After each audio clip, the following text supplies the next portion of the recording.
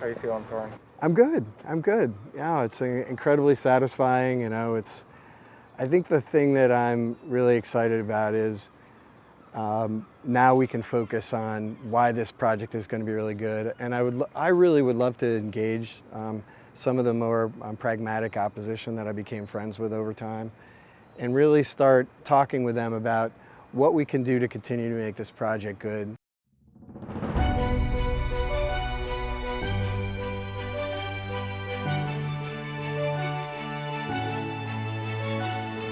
I'm Thorn Dickinson. I am excited about sharing with you authentic conversations from Mainers throughout the state about the value this project delivers.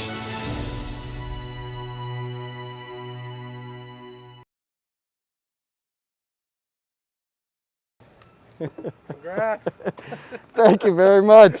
Incredibly exciting time. How'd you feel when you heard it? It was a real mix of feelings. Having worked on it so hard and really wanting to make sure that Mainers knew all about it, it just felt like such a relief to know that where this project was going to be taking that next step, and to be able to, get back out there in the communities and a project that I think will really help. It was a very rewarding feeling. Busy day, lots of media. Everybody's fired up.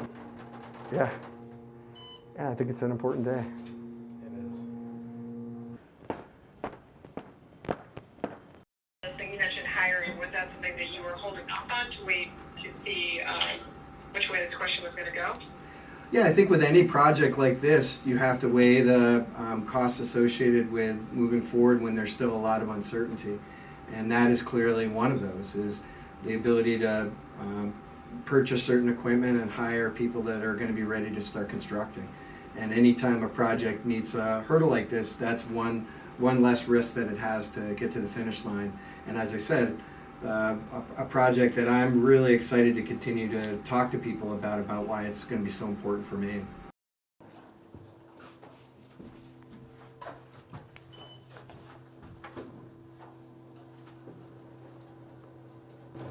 So you got a good amount of interviews to do today?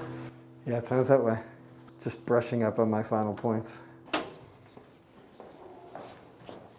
Hello. How you doing? Good. Zach Blanchard from Hi. the News Center, Maine. Hi. Hi. How you doing? Nice to meet you. Yeah. All right. And we're going for a little bit of a Maine backdrop over here. I think it's very nice. All right. Ready to roll? Yeah. We have a lot going on here. Hardest question first, just your reaction.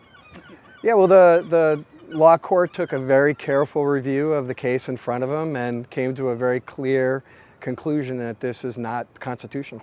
Yeah. And obviously this is a big boost for this project that, there's been months and months of back and forth, and it seems like controversy after controversy, right? Well, from the beginning, we believed we had a great project, and we put that in front of the regulators and the people of Maine for over the last 2 years, and during that process, we made it even better. It's things that I'm really proud about: narrowing of the right-of-way, going underneath the Kennebec River, power for Mainers right here. But then in addition, I think now is an opportunity for us to continue to talk about the real benefits of this project, not only the jobs and the property taxes, but $573 million of gross domestic product at a time when Maine really needs it. On top of that is a real shift from fossil fuel to renewable energy. Hi, how you doing? Good. Good nice to see you. See you in person. Yeah. I think we chatted over Zoom. Yeah. You were in like a van or something like that. That's where Yeah. we've been working out of a van for a while. In terms of where we are in the process, this has been an ongoing court battle for a long time. Do you think that this is the end of the road, or are you prepared to fight on here if opponents try to take this down to a lower court ruling and appeal the decision? Well, again, we believe this project is so important for Maine, and it comes along in a time when the state really needs it. So not only does it have the substantial environmental benefits, but it also has the economic benefits associated with 1,600 jobs, $18 million a year in property taxes, and $573 million in GDP, which all goes to the state in a time when it really needs an economic boost, and really is a shift from the reliance on fossil fuel to renewable energy. And this is John Creases. I don't know if you guys Yeah. met. Good to see you. Yeah. I met you when you did the Debate. the debate. Yeah. station. Yeah.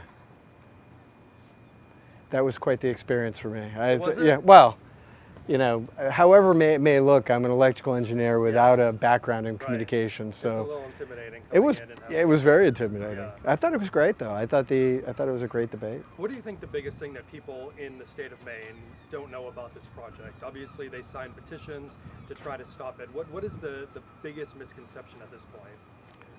I think the biggest misconception is this is a project that all the benefits go out of state and the impacts are here in the state. And the reality is we're not paying anything for this transmission project. The transmission project has been designed in a way to really, in cutting ways, and reducing the right-of-way, going underneath the Kennebec River, having programs for wildlife to protect it, all are there to protect the state. So as an engineer, did you think that you would be the star of a YouTube show? No, Yeah. absolutely not. Well, No, what you know, set out to do. it was funny because it was me and a couple other engineers that sat down when we originally started sketching this idea out. Yeah. Some good Mainers trying to come up with an idea to help bring renewable energy into the state. And if somebody had asked me that I'd be doing this at this moment and that this project would have become as much noise as it has, I would have been a little surprised.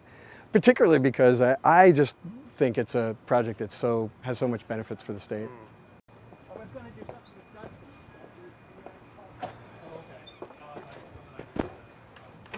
Was that all right? Yeah. Told you it was going to be a little... Yeah.